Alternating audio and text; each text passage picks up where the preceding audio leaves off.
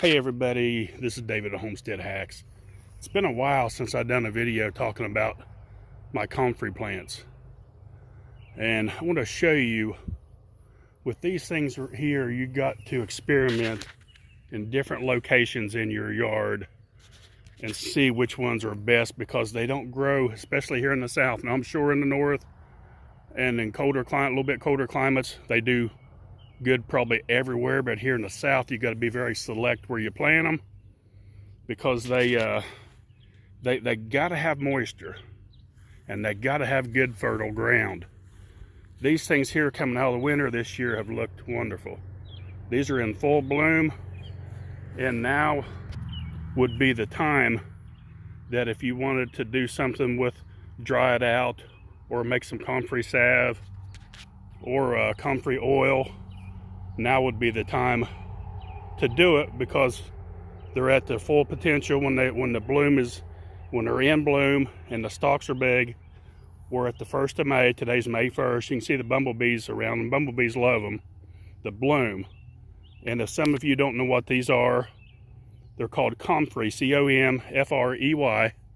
It's a medicinal plant that's used for it helps ailments of the skin, abrasions, cuts, rashes, anything like that would be good for. These things are amazing for bee stings.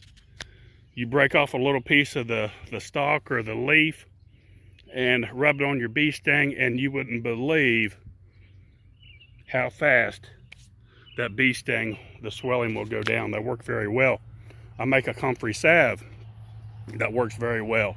It's made of all natural. It's beeswax, comfrey, and olive oil, and that's it. Getting the consistency right is the key.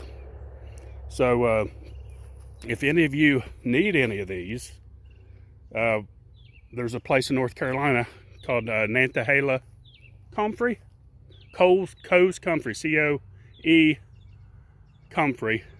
They're in Nantahala, North Carolina, and you can order your roots directly from them. They sell big roots, small roots.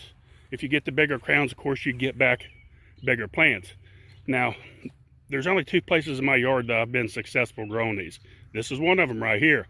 This soil is very rich, very dark, and down below, this right here floods a lot. So all this right here retains a lot of moisture, and even in the summertime, all this right here in this area, the grass is so much richer and thicker and harder to mow. So that's why I know this is very nourished soil. So they do excellent here. Every homestead should have these. These are also good for feeding your pets. Cut your stalks, feed them to your goats and chickens.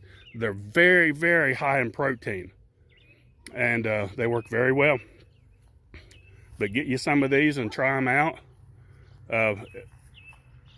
The other place that they grow very well is where my air conditioning comes out from my house. I got one growing there, but they don't get this big. This is key right here. I've also done some splits with these early in the year when they just come through the ground, and I took them over to my property, my new homestead property that I've been filming videos. And stay tuned for that, because we got the road cut in and a lot of things done over there, and I'll make a video over there shortly. But I got some planted over there from splitting from these, and they're doing very well. So kind of stay tuned for that, and please help spread our videos. Please like and subscribe. Thanks for watching. Homestead Hacks.